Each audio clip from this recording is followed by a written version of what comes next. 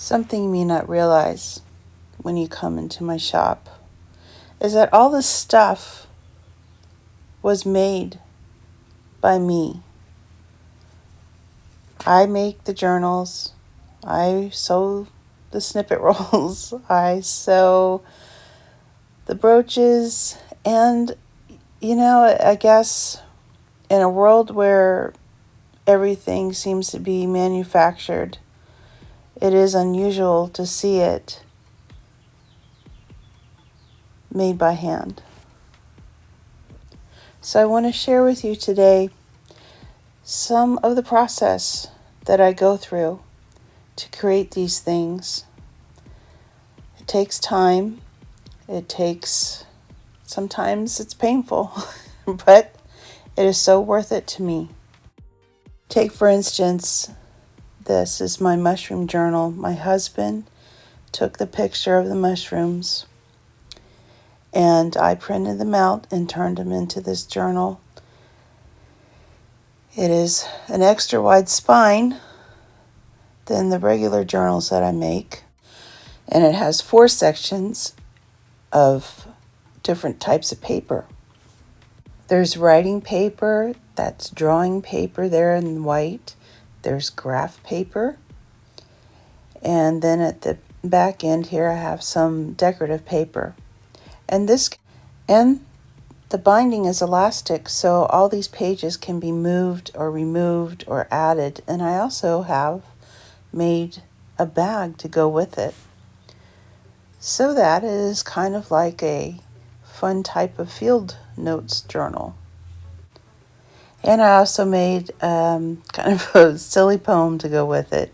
So go ahead, forge every mountain, climb every stream, follow every break room till you find your team.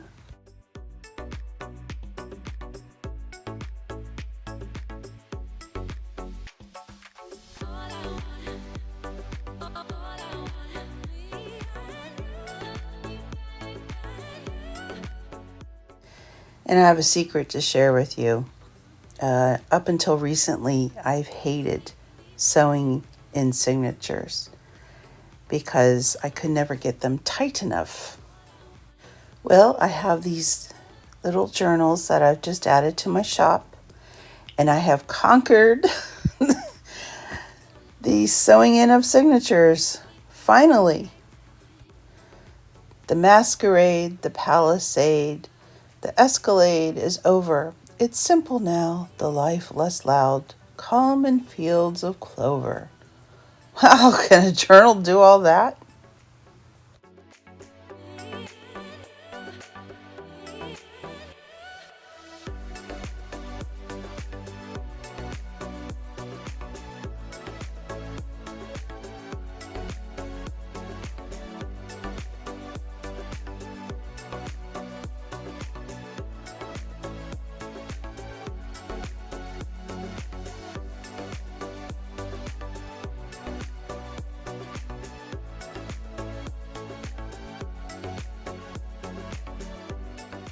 Let me tell you a little bit about what's going on this shelf. My daughter does digital junk journals. She's got a YouTube channel, and she printed out some of her collages, and I have them in my shop. I found these little erasers of pandas and macarons, and I thought they were so cute.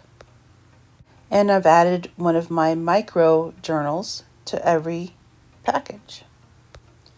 And I have these little mini journals with a tag, and I'm calling it a gift set, a gift pack. I also have left-handed journals. And another fabric thing I whipped up was a pocket that can go into a journal. It can go into, well, I don't know, anywhere you need a pocket, actually. These are little ephemera embellishment mini kits with a mini journal that I machine stitched the paper into. I have collaged and laminated writing boards, which makes a smooth surface to write in your journals.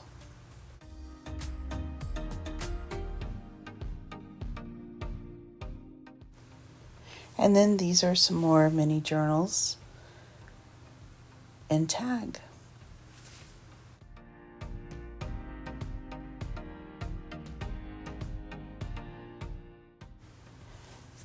This is my mixed media tag.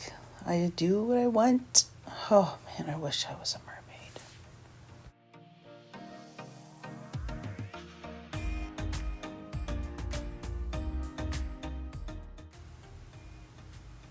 These were some ephemera kits that I made up and put them into a lunch bag pocket.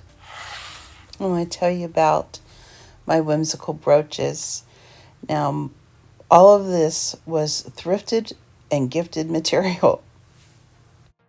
I bought a man's sports coat, wool sports coat,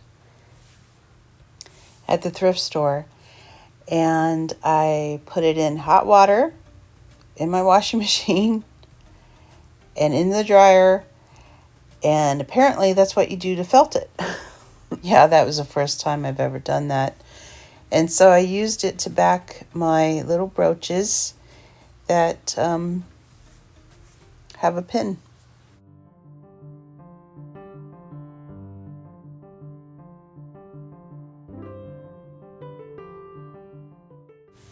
And I have my coffee and mushroom themed. Anyway, these are snippet clusters, and they have been sewn. No glue has touched them. So recently I found out that there was Gustav Klimt scrapbook paper. Matches my skirt I made last year. So with the scrapbook paper, I made inserts to go inside travelers' notebooks. And I used one 12 by 12 background paper and one 8 by 8 front paper. I don't know what they call that. The designer paper. And with some strategic collaging, I came up with, I believe, 12 inserts. Well, where there's a will, there's a way, baby. Well, see you soon.